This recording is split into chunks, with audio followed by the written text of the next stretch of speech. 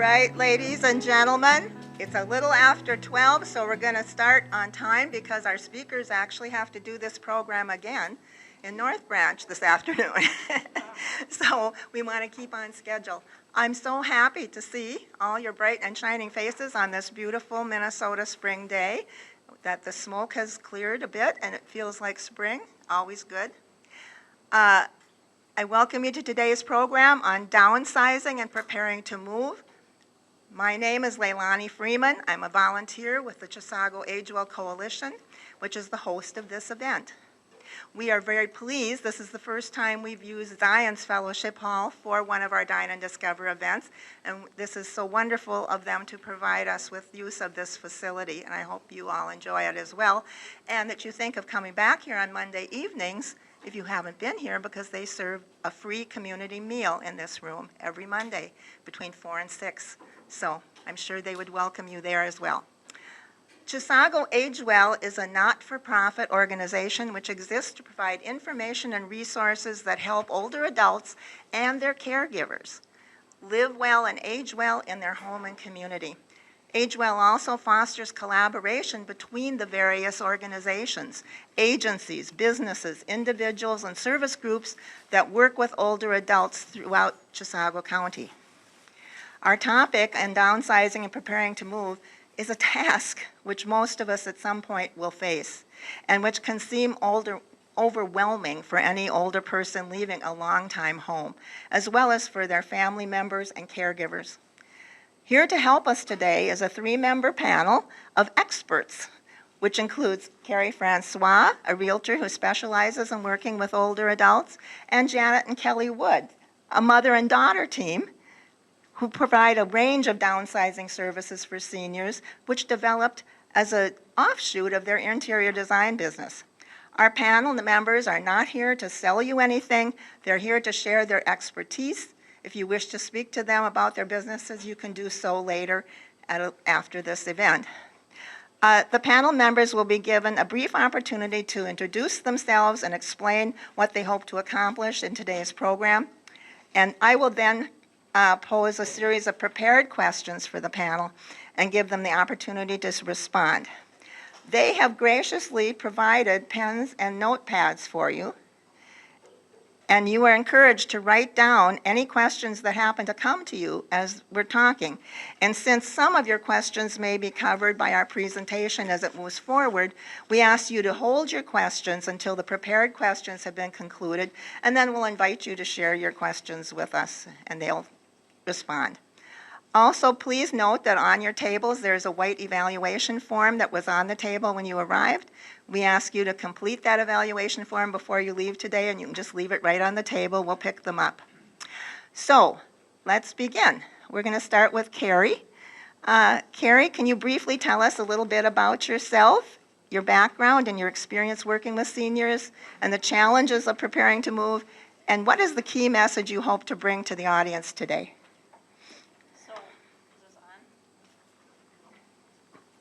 Hello? There we go. Whoa, sorry about that. Woo. So my name is Carrie Francois. I am a realtor with Realty Group. I'm licensed in Minnesota and Wisconsin. Previously to becoming a realtor, I worked as a marketing director in the senior living field for over 10 years. So I was the first point of contact if someone needed assisted living or memory care for themselves or a loved one. So I do understand the emotional toll that making a move or deciding to move can take on both a senior and their families. Basically, what I'm here today is to offer recommendations to preparing your house to sell, downsizing. I think that my goal is to just, again, be a resource and just basically talk about ways that maybe we can even start now, even if you don't have to move for 20 years or even if you never move. Sometimes our stuff can overtake us and become very stressful and create anxiety. So that's why I'm here today. Hi, Janet and Kelly, can you do the same and kind of tell us how your mother and daughter team began? And tell us your goal for today. All righty. In 1985, my husband Dana and I started a small business selling unfinished furniture. as our business grew, we had our daughters helping us. We did expand to a full design studio where we had furniture, flooring, window treatments, wallpaper, and then we added senior moving. In about 2009, Point Pleasant reached out to us and asked if we could help some of the residents with their moving and packing and downsizing. And we help our clients the way their families would by listening and learning what services they need from us. We will do whatever it takes to reduce the stress and anxiety of moving and downsizing. With our design knowledge, we help complete the process by showcasing their pictures, memorabilia, and making their home comfortable after we've unpacked for them. Hi, I'm Kelly Wood. I'm Janet's daughter, and I worked at the retail store for many years. And as a young person, I thought I'd branch out and move to the cities where I worked in the window treatment business. And then I took a break from that, and I got a graduate degree in city administration and planning, and also another master's in nonprofit leadership where I worked with seniors. And at that time, I still worked with my mom and dad with the moving business and window treatments. And I just knew that that was something that I loved to do. So I took a chance, quit my job, and here I am working with my mom again. I left my job about 2 years ago, and I just love it. So the key point I think that we would like to convey is that downsizing, although a big task, it is manageable with the proper planning. And just know that it is okay to ask for help. Thank you very much. So as we move forward, I just would like to ask one question. We do like to know who the caregivers are. Are there of you, those of you here today who consider yourself caregivers assisting with someone with a move? So we have two people over here. And you can be both a senior and a caregiver. I was. You know, so I'll understand. So we want to make sure that we're messaging, because we understand it can be just as stressful for the family and caregivers as for the person moving. So at this point, let's begin. Carrie, how long before listing their home for sale should a homeowner begin preparing the property for sale? And how important is it to make updates to the home before a sale?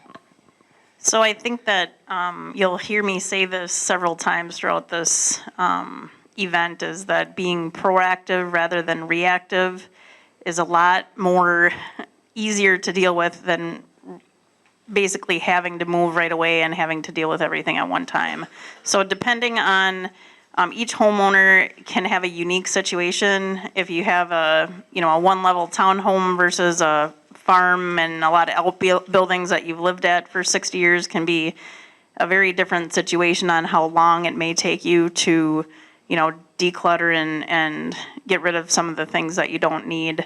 I personally think that for myself, I'd like to continuously get rid of things that I don't need, just because I don't want my family to have to, if something happened to me tomorrow, I don't want to have them have the stress of going through things that I might not need any longer. As far as the are you talking about remodeling and things? Because I saw that question later. Yes. Too. How important is it to make updates to the home before a sale, and what's worth it and what isn't? Okay, so making updates, I do not suggest doing any type of remodeling.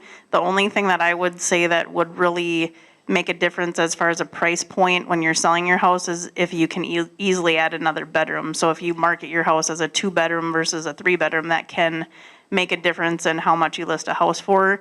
If you're going in and spending $20,000 to remodel a bathroom, you're not more than likely not going to get that $20,000 back. I think that some people think that they will and they won't, or adding a deck to a house. There's somebody that's going to buy a home is going to create home for them. And if basically if you have carpet or flooring that's really bad, or holes in the wall, or some kind of funky colors in your house that might not be neutral. Those are the type of things that I would suggest doing rather than making major remodeling or upgrades to your house. Thank you so much. Janet or Kelly, and you can contribute and share, under ideal circumstances, how long before listing a home for sale or planning to move, we've talked about this a little already, should a homeowner begin downsizing? Is it better to do downsizing all at once or gradually over time? Well, under ideal circumstances, you'd want to downsize over time if it's at all possible. It's never too early to start. If you're planning a move, you would want to start 6 to 8 weeks prior to your time that you move in.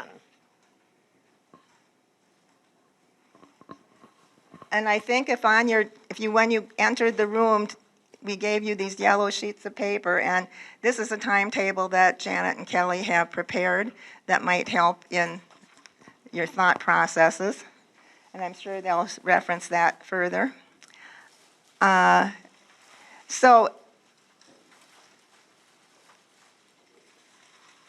If you're do you have any advice to all of you?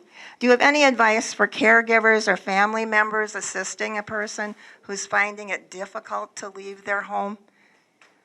Starting the conversation early, it can be a very difficult conversation.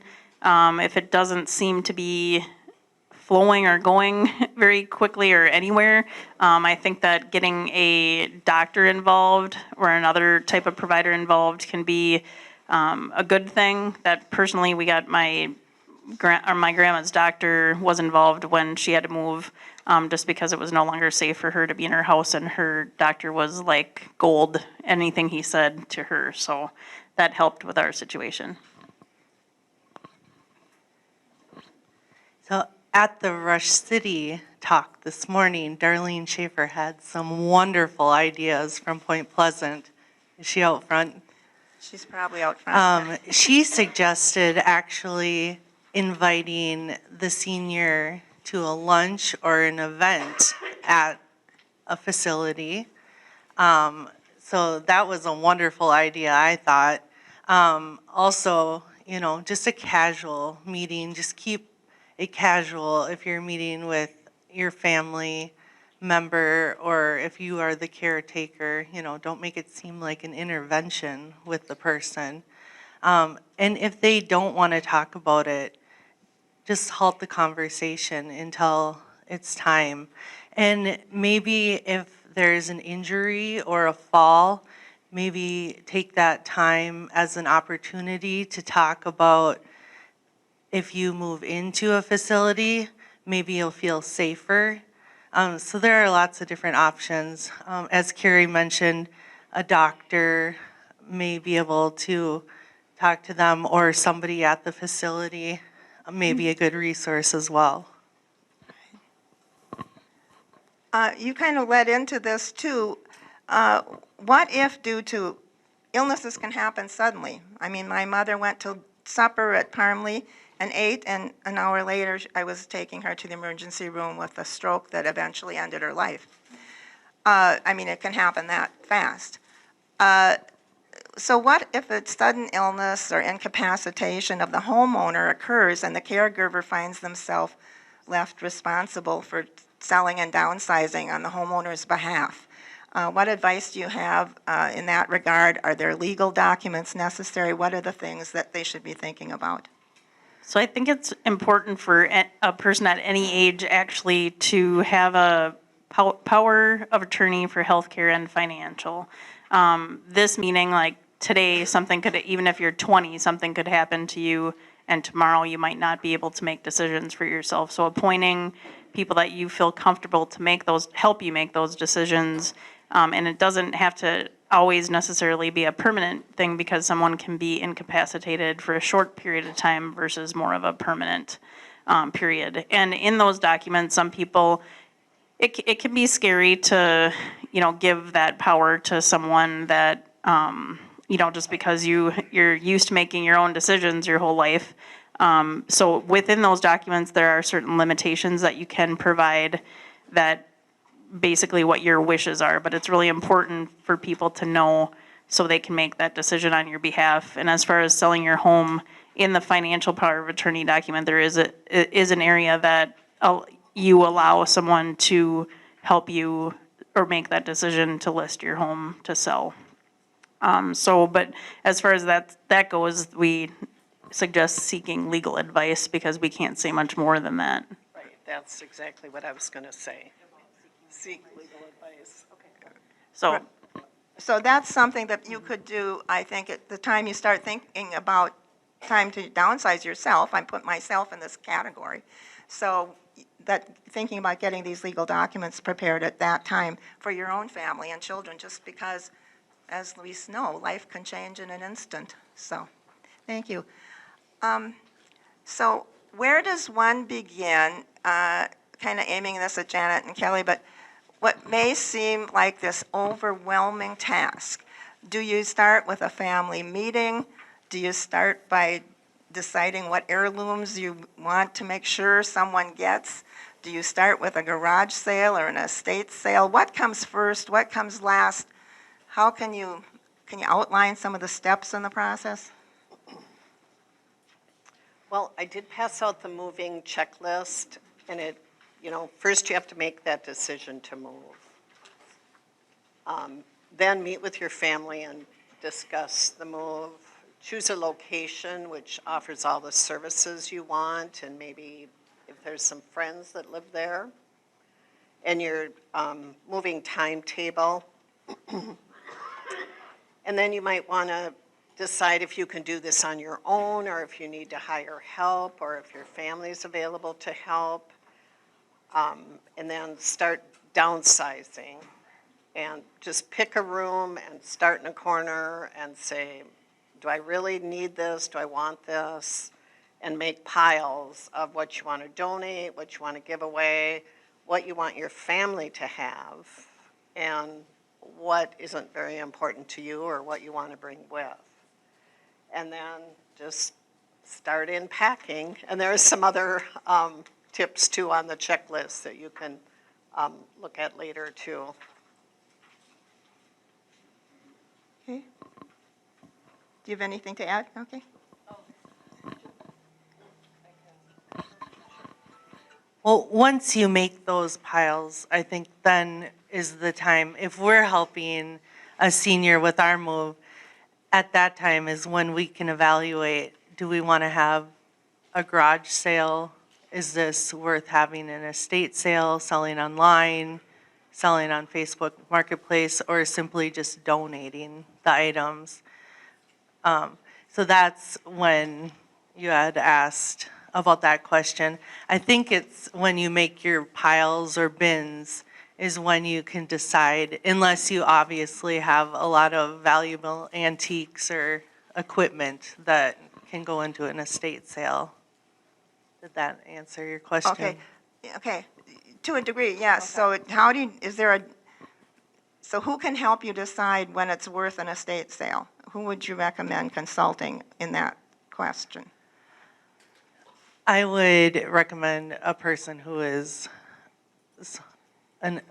doing the auction or estate sale. Okay. Yep, they would be able to assign a value to your items. Say that again. Oh, sure. The person who is doing the estate sale or auction, they would be able to assign the value of your items, and you would work directly with them. Okay. Are there certain people that you would recommend for that, or are you not able to talk about that? Well, we didn't provide that list. You do have, on the back of their yellow sheet, there's a list of places that will pick up donated items for you. Yep. But that, we did not think to list something with estate sales, which we could have done. JJ's. Yep. JJ's. Okay, they're from Chisago City then, or? the Chisago County, Yep. they're in there, but they do a lot of estate and auction sales. Can you say that again for the audience? JJ's in the Chisago area. So just the letter JJ. JJ's auction services. Oh, that's good to know. We should have put that on our list. We're learning too. Yep.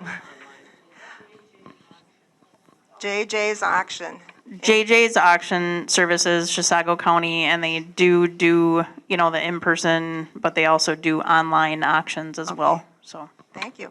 And if anybody wants the number, more information, you can see me afterwards and I can look that up for you.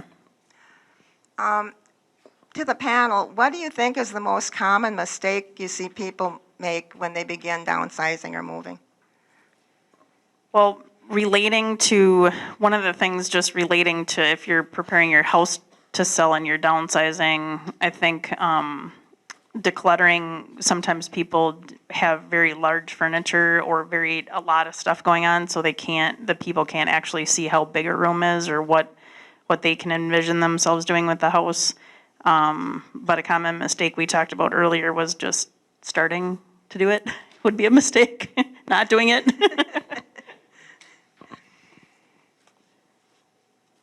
And sometimes you need to wait until you're really ready.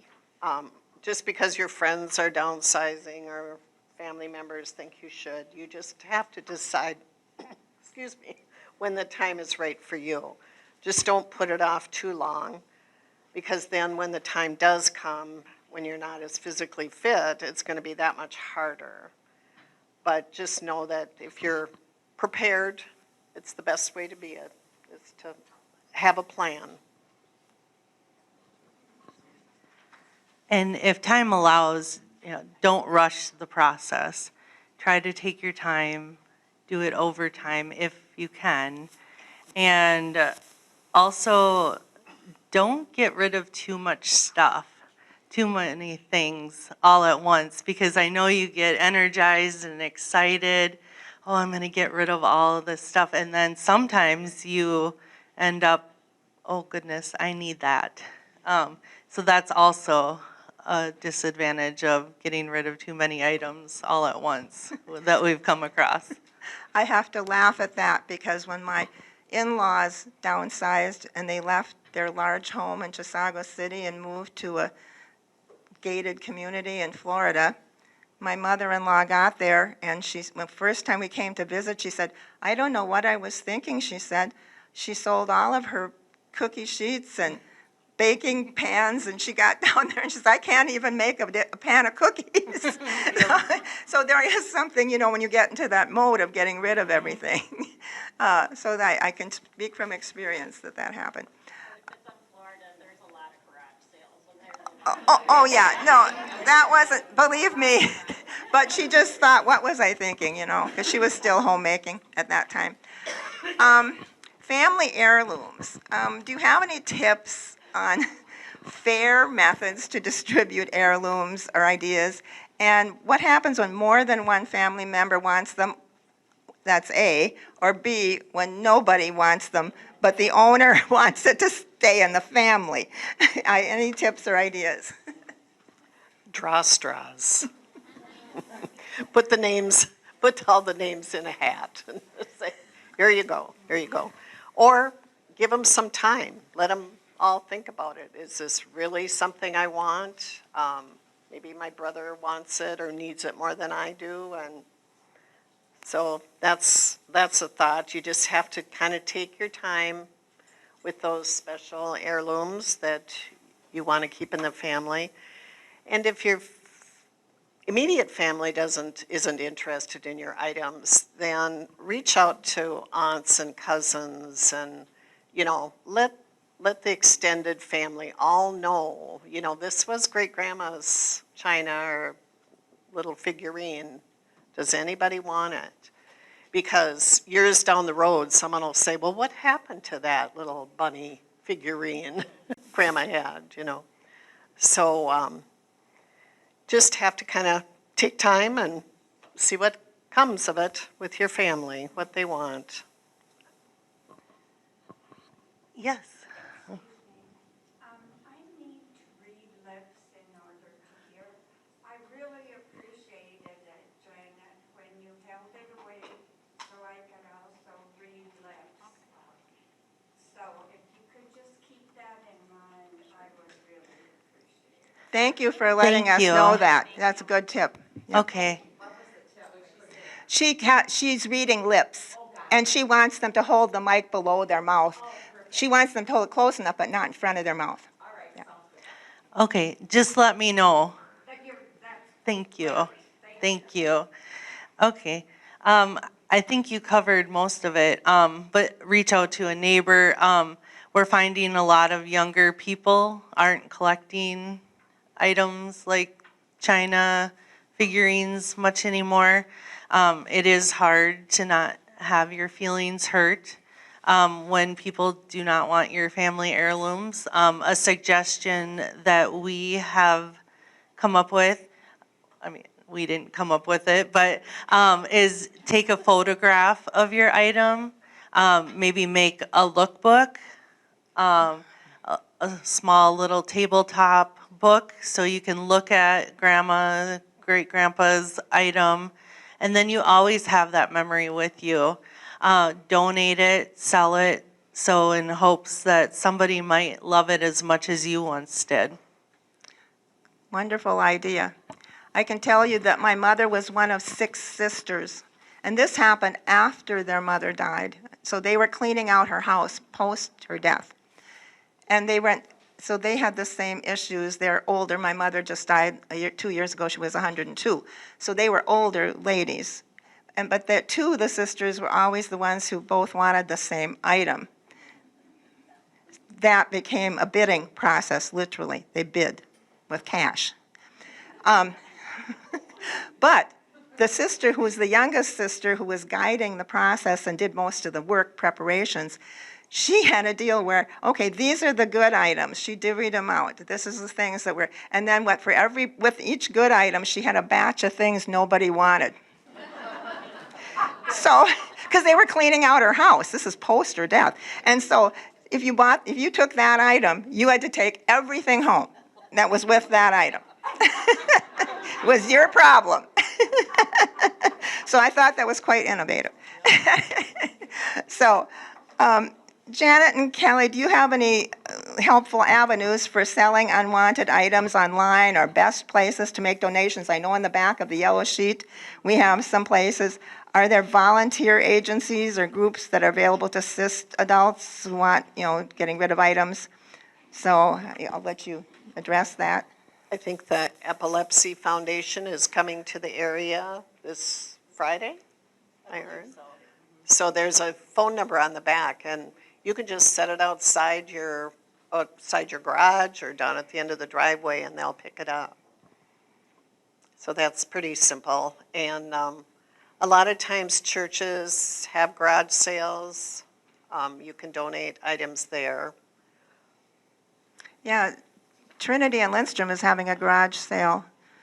Yeah. They're collecting items this coming week, so you can go on their website and look it up, and then the garage sale is that following week. And you could try to sell them on eBay or Facebook Marketplace or Craigslist too, if you wanted to do that on your own. Yeah. Pat? I just thought of this with the Northwoods, the Humane Society, and sometimes that's offices will take old blankets and old towels, old linens, and they really need that stuff because you use it all the time and it wears out even more. So if you got that, call ahead and find out what they would like to use. So if you didn't hear Pam, she was saying that the Northwoods Humane Society, which is located between Chisago and Forest Lake, that they use old towels and blankets and, of course, the things for the pets, the animals that are, housed there. So that's a good idea as well. So before we ask for open questions from the audience to the panel, what are the greatest obstacles that older adults and families face when downsizing? So, what are the things that they could anticipate might be an obstacle, and how can they avoid them? I think not wanting to move or making decisions, not wanting to downsize, not rushing the process, starting things earlier. I think you need to plan ahead before your move so that things aren't quite so stressful. Sometimes you don't have that privilege of time when you need to move soon. So then that's the time you need to reach out and get some help from friends and family. And just downsizing over time, you know, kind of helps make the transition a lot smoother and easier. All right. Does anyone have a written question they want to pass up if they prefer not to ask it in person? Or we'll welcome your questions at this point if you just want to raise your hand, and I'll try to repeat your question for everyone to hear. Yes? You talked about updating, you know, if a power of attorney, but what about health directives? I know that some hospitals will have forms or whatever if you want it. Does that go along with the power of attorney to make sure that your health, if something would happen, that it's directed in the correct way? Well, just from my experience, having worked at Fairview for 26 years, I'd say if you don't have a health care directive and you're sitting here, you should have one. And you should have had one years ago. I mean, no one's too young for a health care directive. Actually, there's another form that you can have your doctor fill out. It's physician's orders for life-sustaining treatment.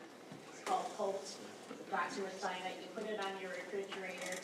So if you do not want to be resuscitated and they find that form, they will honor it. But it's not saying it always will be found, but it's just so that your wishes are known to people.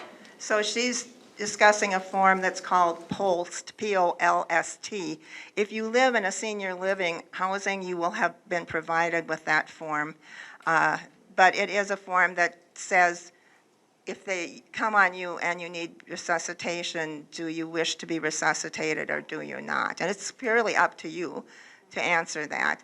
I haven't, I think my mother used to have one when she was living at home still in her refrigerator or on her refrigerator before she went into, but yes, so, and the question was, I'd say that the healthcare directive is a separate operation from the power of attorney.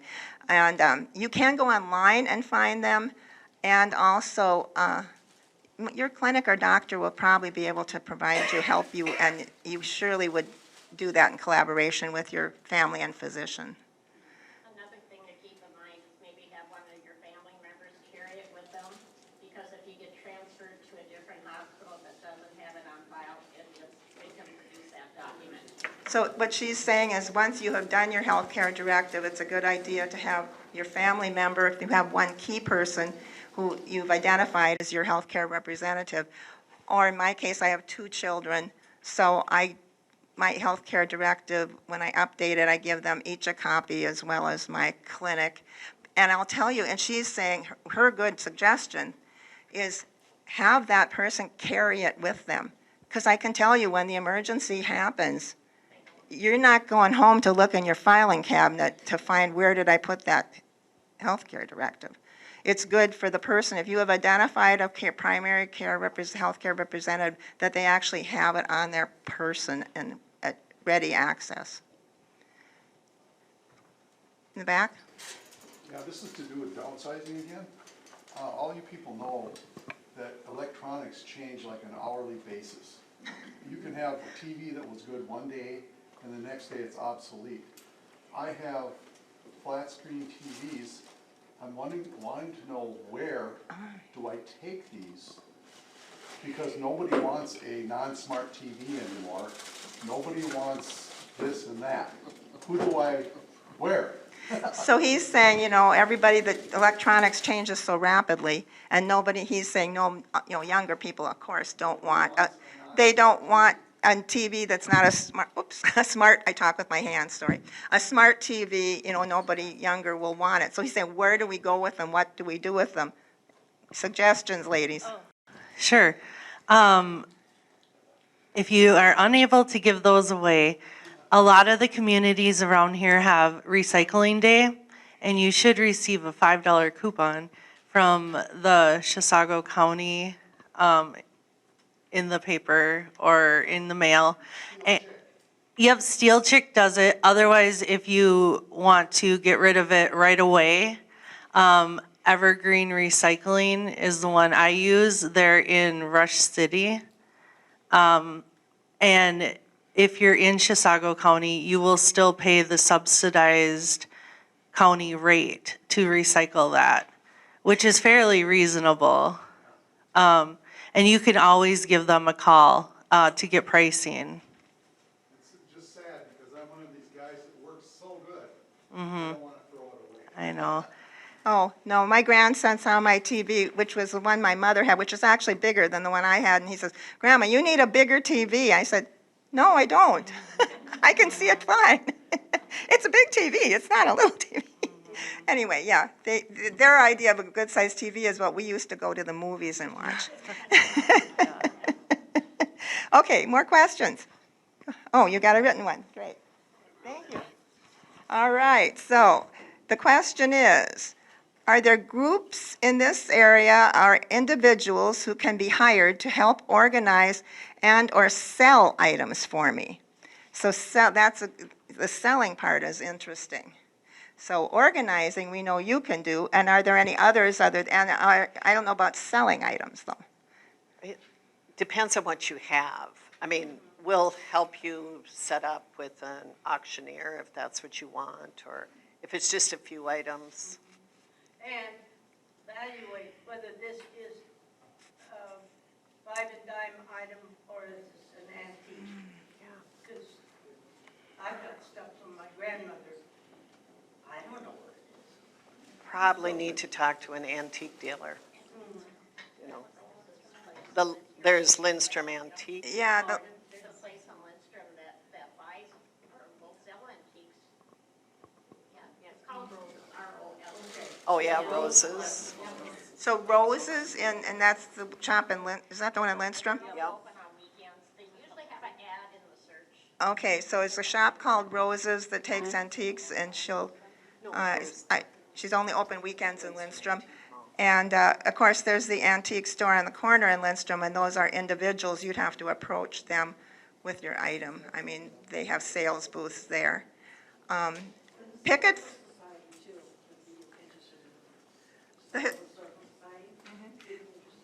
So she's saying the Historical Society will sometimes take items. I am familiar with that. I did donate a couple things of my mother's to the Historical Society. Also, if you have among your photos of this area in the early days and of significant events especially, or of communities, the Historical Society would probably welcome getting them, especially if you can identify them and your family doesn't want them. The Historical Society is located right in downtown Lindstrom, and they're wonderful to work with.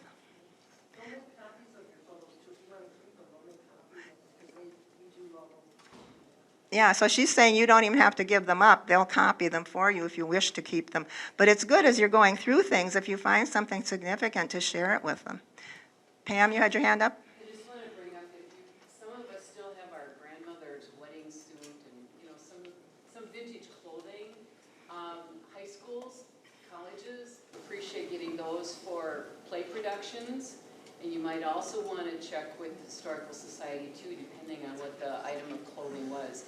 And especially if you've got military clothing, Historical Society centers are looking for that all the time. Yes, if you have any clothing, especially if you have the provenance with it, so if you have a photo of that person in it and it's dated, or if you can have any other paper material work that identifies a wedding certificate or a military service record or things like that, if you can pair those things, the Historical Society will probably be very interested in them. And so that's another thing that takes a little time, but then at least you feel like you've preserved some things. As far as selling items, Betsy, has there been any thought of doing a class on community ed for how to sell your items on eBay or? Yeah, I think we've actually have offered a class how to sell on eBay, or now Marketplace is probably easier, but sure, keep your eyes open. Maybe I'll bring it to the office and we can offer a class in the fall. Yeah, we've had that request before Yeah. from people.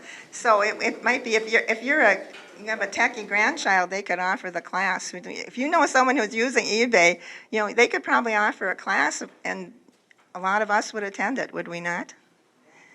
Okay, more questions? Yes. Which one? Oh, Kelly, your mother. We're in the box, in the the little moving box on your table. Oh, Yeah. And that's, Oh, I thought that's she the was box holding where you a can hand up. start packing your first box. For your move. Oh, So, wanted to give you a little help there. someone else? Go ahead. I have a question. We're thinking, just starting thinking about downsizing and moving, not ready to sell our house at all.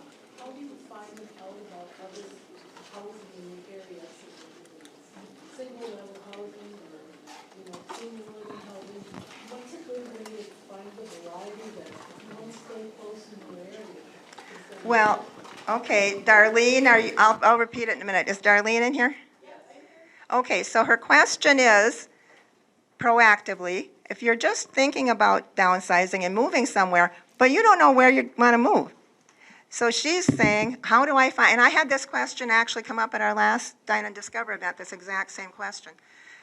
How do we find out what's available in the area? What types of alternatives are there for us and the price range? And we want something close by, not far, and what's available and where. And so what advice do you have for people looking for a place to move to? And I'm asking Darlene because she works with Ecumen. Well, right, and we do have a senior directory that covers all areas, and I believe that's online. But just call, like whatever community you're interested in looking at, call, set up a time and take a tour, or at least just call in and ask questions. My property is rather specific, I guess, because there's nothing like Ecumen Point Pleasant Heights anywhere in the area. We have only independent living, but we have apartments and townhomes. In townhomes, there's a minimum of a year to a 2-year wait, depending upon the style you want. So it doesn't hurt to look at places like even 4 years before you're really ready to make your decision. And if I can't help someone when they come to see me, then I become the resource to give them ideas of other places to check. But even like, I think the Chamber of Commerce has a lot of information on places. And, there's a lot of resources out there. The senior linkage line is awesome, and we have magnets at the table on that. Yes, you should have each gotten, or you could have picked up a magnet with that senior linkage line number. And that's really a valuable resource to call and ask questions. I can add to that a little bit, Leilani. I can add a little bit to that. Yes. Part of it too depends on if you're looking to lease or own. If you're looking to, because there's some people that will, move from a bigger house to a single level house that they want to own the property. In that case, a realtor should be able to set you up on a search that would be a no obligation, so you can kind of see what pops up on the market and what the price range is, kind of what the market's doing, and that typically just goes right to your email of what's available, and then anything new that comes on will pop up in your email, so you can kind of get an idea. Go ahead. I live in a senior building called the Homestead Cooperative. It's a 25-year-old building. We do have 1 2-bedroom unit and 1 1-bedroom unit available right now if anybody is interested in taking a tour. It's a very safe, quiet community, and it's a wonderful place to live. So she's addressing, she lives at Homestead. If you're not familiar with it, it's on the north side of Highway 8, kind of between Chisago and Lindstrom. And they currently have a 1-bedroom and 2-bedroom available. And there you actually own your unit. So that, go ahead, sir. There's a publication that is in the Minneapolis paper every once in a while. I think it's called The Good Life or something like that. It has a whole list by area of different senior living options. Is that in the Sunday paper? Or, so he's saying that the Minneapolis paper carries a section called The Good Life, and it lists by area available housing. So that's good. I was not aware of that. Okay, questions? Yes? I have books galore. Where did you find a place for books that have been read once in perfect condition? So you have books, she says, I have books galore, and you want to know like one location where you could kind of get, Now, who takes? who takes books? Someone's, yeah, but, The library does. I have taken books to the Wyoming Public Library to donate. They will take old books, current books, religious books, just about everything, and they will do the sorting. Wyoming Library? yes, and the Chisago Lakes Library has a book sale about once every 2 months, and they take donated books. Especially they like, novels and that kind of thing, but they'll take other books as well. Yeah, it's mostly historical novels, mysteries, and So, religious books. and we have excellent public libraries in Chisago County. There's a public library in North Branch and in Wyoming and in Chisago, and they have great hours, including evening hours, and weekends, so. They'll take quite, a lot of them. All the libraries will take books, and all of them have book sales, at least once a year. And Yeah, at least. Rush City also has a library. Stacy? Rush City. Rush City, oh, I thought you, yeah, Rush City also has a library. Just put them all in a box and don't worry about sorting them and give them to the library. Yeah. And I did, my mother had a lot of Bible studies. She was a student of the Bible, and I did donate some of her books to the churches, to their libraries. Yeah, this is a senior housing guide, and this, I know, these are out, but there's not any current ones because they stopped publishing it. I did inquire about this. But these were available. I think that what I heard Pam, or Darlene saying, is that they're online. This is available online now. Well, it is, and there is another one, I think it's a little different wording than that, but I've got a couple of copies of them, so I know that there is a current one. And senior linkage line, I like to refer people there because they can answer every question. And there might even be some of those at the Chamber of Commerce office too. I'm not sure on that, but sometimes when I'm in the office, they're putting my brochures in there. Yeah. I have seen the publication. This was a great publication, and Chisago Agewell carried these, for our first few years. But I did ask Natalie, and this particular one is no longer available. But there is one that Yeah. would be very comparable to Yeah. that. So, but I'll look into that too, but yeah, if it's available online. So this one is just called Senior Housing and Services Guide, and it serves kind of what we call East Central Minnesota. So it's not just Chisago County, it's got about 12 counties. There's a whole bunch of them up at the senior center in North Branch, Pam said. And it says it's 23, 24. I think that's the 23-24 edition. This is 21, 22. Well, there is a current edition. Yeah. Current edition of- We'll work on that. In fact, if you don't mind, if we find out that, we'll find out a little more about that. I'll probably send out an email, or we'll put it on our webpage, our website for you. We'll promise to do that. Yes? There's an organization called Care Options.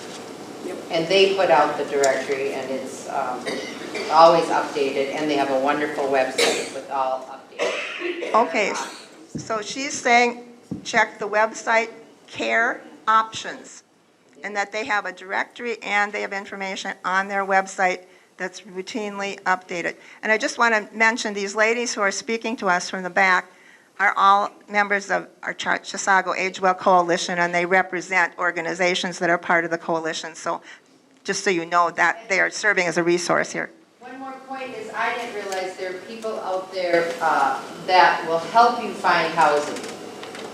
There's like one called out of Forest Lake called Choice Connection. They will do all the running and setting up the tours and work right alongside with you until you find the right place for you or your loved one, and you don't pay them.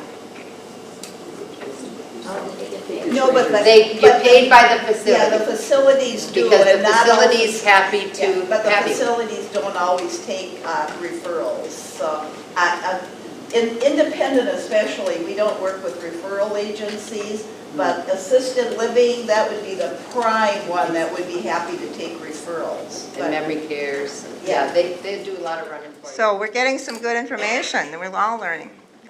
We're going to probably wrap up here in about 5 minutes, so do you have more questions? I don't want to cut anyone off. Okay, yeah, makes sense. I mentioned one last thing. Yeah, absolutely. Yeah, So we'll let you this guys was go. just something that came up the last event and today that I keep thinking about how we end up with even some of our grandma's things or our great grandma's things that some of the family do not want at this time. It makes me think about when my grandma and grandpa passed away. My uncle received a few things from my grandma and grandpa that were personal items that my aunt wanted. Well, then my aunt ended up getting their burial space next to them. So they made a deal where my aunt said, I want to be cremated and I want you to build me a rocket ship so I can go out with a bang. In return, you give me the couple personal items that you got when grandma and grandpa, their mom and dad passed away. So it just is I know that that's a little bit of a funny story, but it just makes you think about, make sure you reach out to maybe either a sibling that you thought maybe didn't want something before, things can change, and extended family and friends too. Any other closing remarks from the panel? Oh, we had another question? Yes, go ahead. Suggestion. My mother was so organized in getting ready to depart this earth that whenever any family came over, she asked, is there anything I have that you would like? And she would put their name on the bottom of that item and write it in a little booklet too. So-and-so gets this, so-and-so gets that. So there was no question when the time came who got what. So she's saying that her mother was so organized that, and prior, as she was still living in her home, and anytime anyone came over to visit, she'd say to them, is there anything here of mine that you want? And when they identified the item, she had a notebook where she kept track of each item, and she'd also put something on the bottom of that item, and the notebook verified that that person wanted that item. That is very organized. Low. It's something to strive for. Thank you very much. Anyone else? Yes? I do have a suggestion for when you're moving. Instead of getting all these different size boxes, you can buy them at the Home Depot. You can get them online, but they like Marketplace, but we bought all ours new and then we sold them online afterwards. So they have small, medium, and large, and it was so convenient stacking them in each room. It was just really slick. So you say you bought the box, she's saying that she bought boxes From Home Depot. So there were sturdy moving boxes, and they came in several sizes, but it was easier to stack and pack them. And then when they were done with them, they were sturdy enough that she was able to resell them online. So that is a good, useful idea, because boxes become an issue. Yes? Menards, U-Haul, all of them got those boxes. I didn't hear you, the whole, Menards, oh, U-Haul, everybody has got those boxes. yeah. So Okay. he's saying Menards and U-Haul will provide, Menards carries them and U-Haul also carries them when you want to move.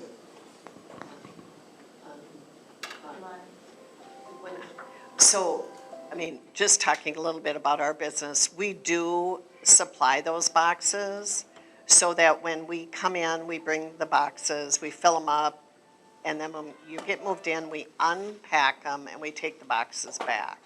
So that's kind of a nice feature. You don't have to go out and get your own boxes. So this was good because we could share a lot of ideas, and I think that's great. That's part of what the coalition's all about, is sharing ideas. And I think I know that this idea of the housing directory is needed, so we're going to try to pursue how we can get that information out. Chisago Agewell does have a website and a Facebook page, and I'll urge you to check those out, because after this, I think we'll probably be sharing some of this information on our website and Facebook page, and some of the ideas you've also shared with us. So, as I'm looking at the time, I think we're going to start closing today, and we need to finish up. I really want to thank you for coming, and thanks to our panel for sharing their time and their expertise.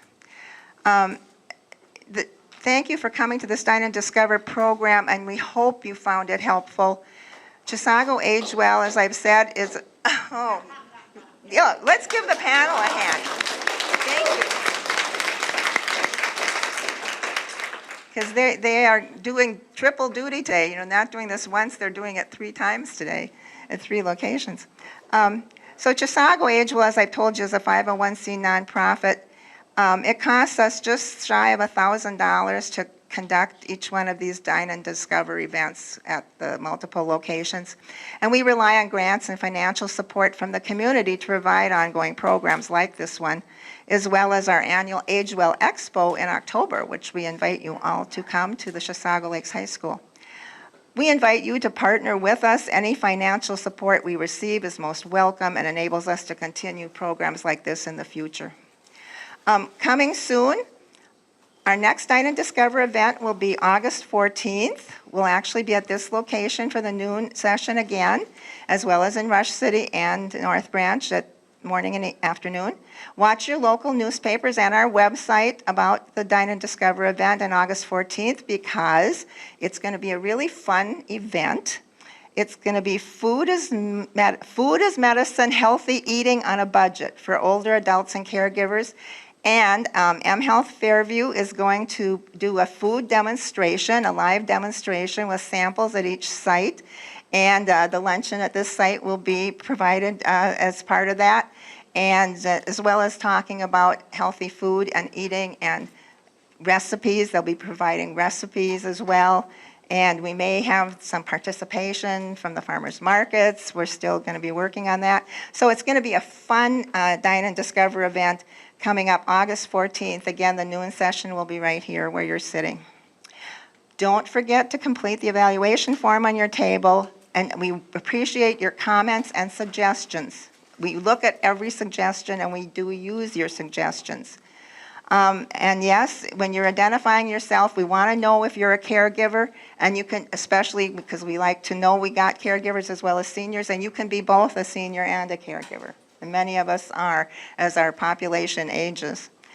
So at this time, I think we're going to close for the day. And again, thank you. And I think we should give our ladies in the back a hand too for all their suggestions.